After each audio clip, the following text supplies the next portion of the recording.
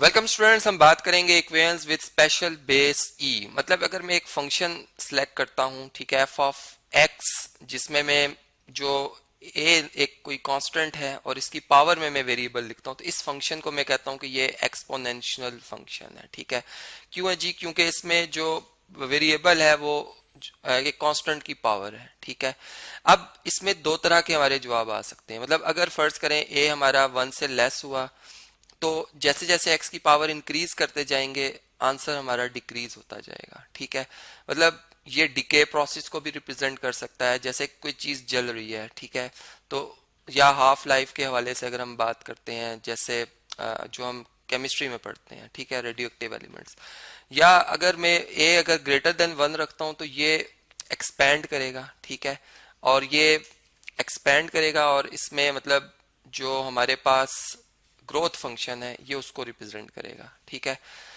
तो ये तो एक बात होगी कि हम इस फंक्शन को यूज कहाँ कर सकते हैं। ठीक है, अब हम यहाँ पे चूंकि एक स्पेशल बेस ई की बात कर रहे हैं, अगर हम यूं कहें कि अगर ए जो है एक कांस्टेंट, यूलर्स कांस्टेंट, या इसे नेफियर्स कांस्टेंट कहते हैं, जो कि हम यूं कह सकते हैं कि नेफियर जो थे उन्होंने चूंकि जो लॉगरिथम का एक कंसेप्ट दिया है, ठीक है, और उन्होंने बेस जो रखी थी लॉगरिथम्स की वो ई रखी थी इस यूलर्स कांस्टेंट को। ठीक है, चूंकि यूलर्स ने इस पे पहले वर्क किया इसलिए ऑनर के लिए हम यूलर्स को ही प्रेफर दे रहे हैं। ठीक है, जो कि एक स्विस मैथमेटिशियन थे, यूलर्स कांस्टेंट। ठीक है, तो ये यूलर्स कांस्टेंट है, एक इर्रेशनल नंबर है, और इसका कंसेप्ट जो है वो बिजनेस मैथ्स में जो इंटरेस्ट के हवाले से जो लोग डील करते हैं उन्होंने मतलब इस प्रॉब्लम को जब सॉल्व करना चाहा तो ये कांस्टेंट जो एक नेचुरली जो एक फिनोमिना इसका रोल वहां पर आता है। ठीक है, मतलब आपको मैं ये भी थोड़ा बहुत अभी हिंट दूंगा कि कैसे ई की इन्वेंशन हुई है। ठीक है, तो ये एक बात हमें पता चल रही है,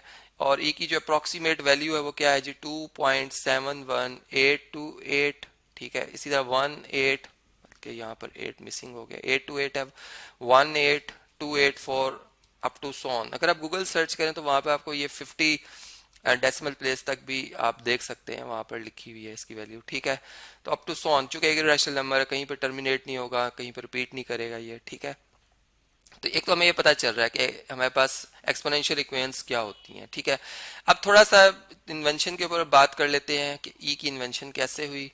ये बात आप जानते हैं कि जो इन्वेस्टमेंट हम करते हैं, अपने पैसे किसी भी इन्वेस्टमेंट में हम लगाते हैं, उसे हम प्रिंसिपल कहते हैं। ठीक है, इन्वेस्टमेंट। अब जो प्रिंसिपल अमाउंट है, जैसे फर्ज करें मैं किसी को उधार देता हूँ, ठीक है, और 1 साल के बाद जब वो पर्सन मुझे मेरे पैसे वापस करेगा, तो वो फर्ज करेगा मैंने उसे $2000 दिए हैं तो वो मुझे वापस $2000 नहीं देगा।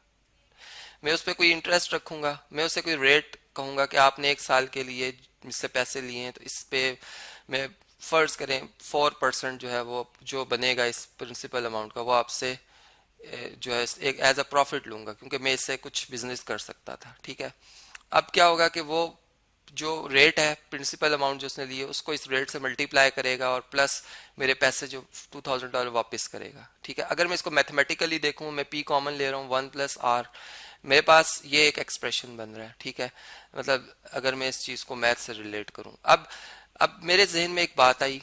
ठीक है, या मैं ये कह सकता हूँ कि एक पर्सन है जो ये सोचता है कि अगर जो रेट है, चूंकि ये एनुअली रेट है, अगर इसको क्वार्टरली किया जाए तो क्या अब वो पर्सन ज्यादा प्रॉफिट कमाएगा? ठीक है, क्वार्टरली में। ठीक है, क्योंकि हो सकता है कि कोई पर्सन ये कहे कि मैं आपसे 1 साल के नहीं बल्कि 4 हिस्सों पे डिवाइड करूंगा और क्वार्टरली जो रेट बनेगा, ठीक है, उसके हिसाब से मैं आपसे जो मुनाफा है वो लूंगा। ठीक है, तो क्या करेगा, उसमें प्रिंसिपल अमाउंट टाइम्स 1+r/4 कर लेगा और पावर कितनी आ जाएगी 4, चूंकि इसको 4 क्वार्टर्स बन रहे हैं, मतलब 4 उसके बनेंगे, हम कह सकते हैं अमाउंट्स। ठीक है, इसलिए ये r/4 आएगा और इसकी पावर आएगी 4। ठीक है, और इसी तरीके से एक पर्सन के जहन में ये आता है कि अब मैं इसको अगर सेकंड्स में डिवाइड कर दूं, मतलब एक दिन में अगर आप 1 घंटे में अगर आप देखें 3600 सेकंड है, तो इसका मतलब तो इससे तो वो सोचेगा शायद मेरा बहुत ज्यादा प्रॉफिट हो जाएगा। ठीक है, वो ये करता है कि वो आर को डिवाइड कर लेता है, फर्ज करें 1 लाख से। ठीक है, 1 2 3 4 5 जीरोस है और इसकी पावर भी ले लेता है 1 लाख। तो क्या अब वो मतलब फर्ज करें 1 लाख रेट वही था, उसने एक साल के 1 लाख हिस्से किए हैं, तो क्या अब पहले जो वो प्रॉफिट ले रहा था या अब लेगा, क्या उसमें कोई ज्यादा इजाफा हो जाएगा? अब हम इस चीज को देख रहे हैं, ठीक है।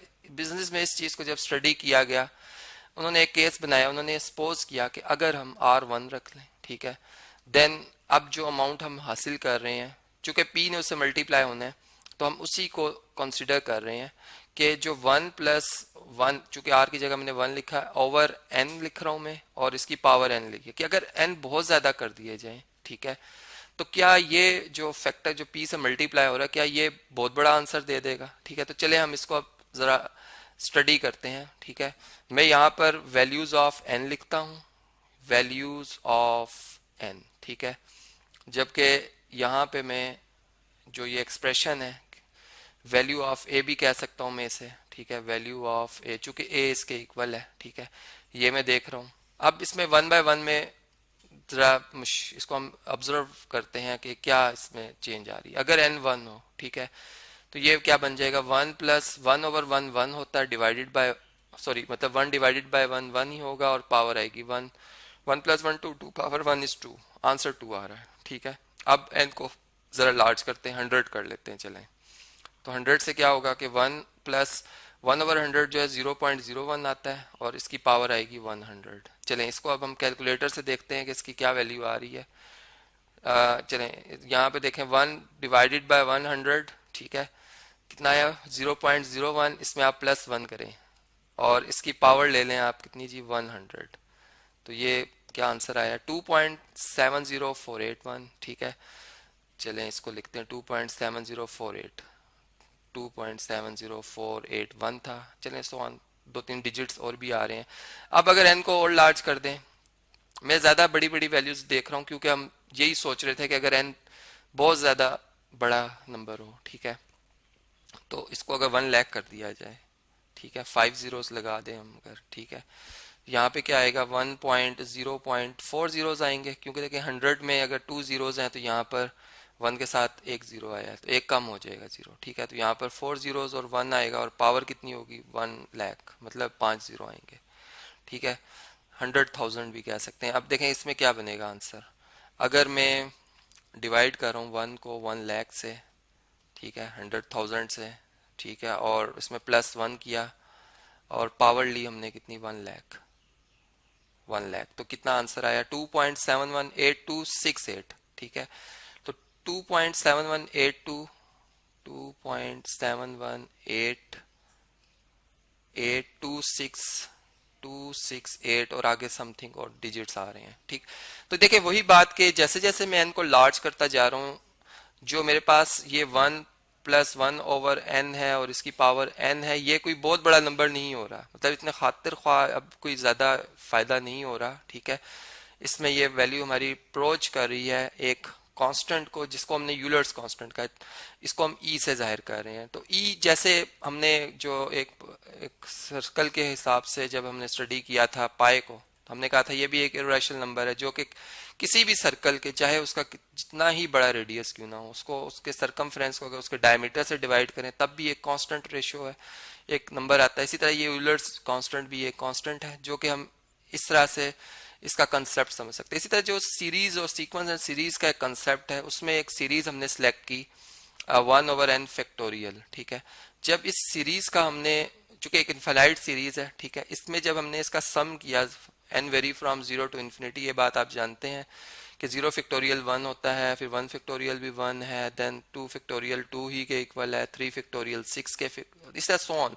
तो इसका सम भी किया गया, तो ये भी अप्रोच कर रहा था उसी यूलर्स कांस्टेंट को ई की तरफ, तो इसका भी आंसर ई के इक्वल है। इसी तरह लिमिट सी के कंसेप्ट में हमने पढ़ा कि जब n को इन्फिनाइटली वेरी लार्ज किया जाए और एक फंक्शन हो जिसमें n divided by nth root of n factorial है, तो इसका भी आंसर ई ही आता है, ठीक है। मतलब ये तो फर्दर स्टडी किया ना, ये पहले इन्वेंशन तो वहीं से होगी जो मैंने आपको ऑलरेडी बताया, लेकिन अब इसको और कहाँ कहाँ हम देख सकते हैं, ये मैं आपको इसकी हायर क्लासेस में जो यूज़ है वो समझा रहा हूँ। तो इस तरह से आप देख सकते हैं कि जो हमारे पास स्पेशल बेस ई है, उसकी इन्वेंशन और उसका यूज़ हम कहाँ पे करते हैं।